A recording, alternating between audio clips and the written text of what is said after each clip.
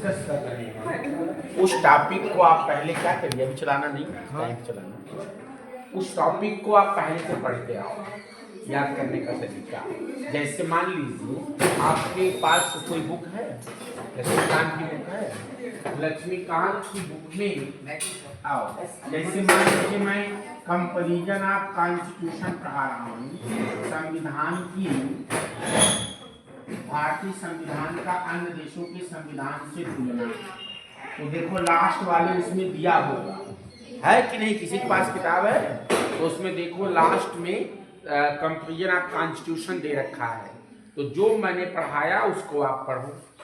यहाँ जो हमने डिस्कस किया एक बार टॉपिक पढ़ के आओ। जैसे हमने कल ही बता दिया था कि कल हम भारत और ब्रिटेन और फ्रांस और कनाडा या ऑस्ट्रेलिया ये हम डिस्कस करेंगे। ये हमने पहले आपको बता दिया था, ठीक है? ठीक, आप ये टॉपिक आप क्या करें, पहले से पढ़ करके आए, फिर यहाँ आप पढ़ें, उसके बाद फिर जा करके घर में रिवीजन करें। इतनी चीज को 3 बार 4 बार 5 बार तो अपने आप याद हो जाएगा।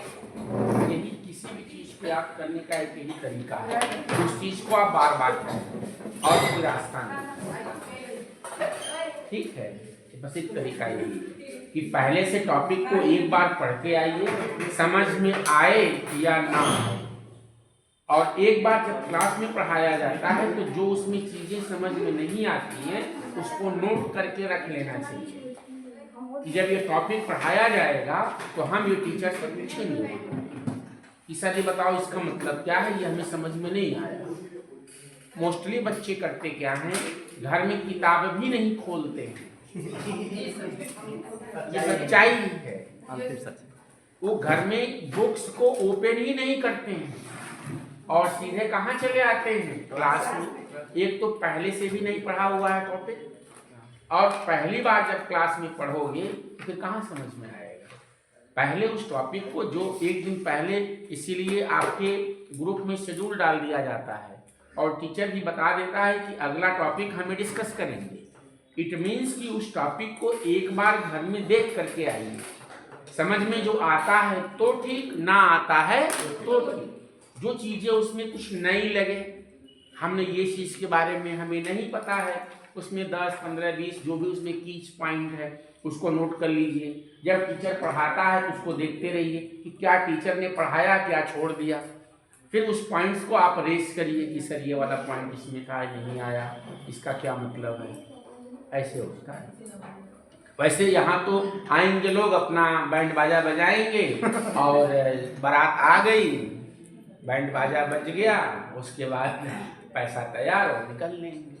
ये तरीका नहीं है। तरीका है जब तक आप अवेयरनेस नहीं रहेगी, स्टूडेंट्स के अंदर अवेयरनेस नहीं रहेगी, तब तक कुछ नहीं होगा। आई बात समझ में? जो भी टीचर है जो सब्जेक्ट पढ़ाता है उससे क्रॉस क्वेश्चन कीजिए। हाँ हाँ क्या चीज? हाँ हाँ बुक्स आता है, मतलब हाँ बुक बिल्कुल है। एक ले लीजिए कॉन्स्टिट्यूशन का बेयर एक्ट, जिसमें सिर्फ अनुच्छेद अनुच्छेद लिखा होगा। क्या लिखा होगा? Only right article number 1, article number 2, article number 3। उसमें सिर्फ क्या लिखा होगा? आर्टिकल्स लिखे होंगे। लिखो लिखो, हम बोल रहे हैं। अरे हम क्या लिख रहे हैं? एक ले लो बेयर, हिंदी में लिख दें। बेयर एक्ट किसका? संविधान का। बेयर एक्ट किसका? कॉन्स्टिट्यूशन का। दूसरा लिख लो, बुक ले लो, एम लक्ष्मीकांत की आती है। जैसे मांगोगे भारतीय राज्य व्यवस्था, वैसे आपको अर्थव्यवस्था क्लियर, अर्थ नहीं राज्य व्यवस्था। अर्थव्यवस्था का मतलब इकोनॉमिक्स, भारतीय राज्य व्यवस्था। जैसे मांगोगे लक्ष्मीकांत कहोगे, तुमको वही बुक ला के पकड़ा के दे देगा। 700 रुपये की आती है, 700 के आसपास की, प्लस माइनस जो भी हो। ये 2 चीज़ें लेना है, बाकी हमारे विषय में कुछ नहीं है। ठीक। तब भाई टाइम कितना हो गया? हो गया।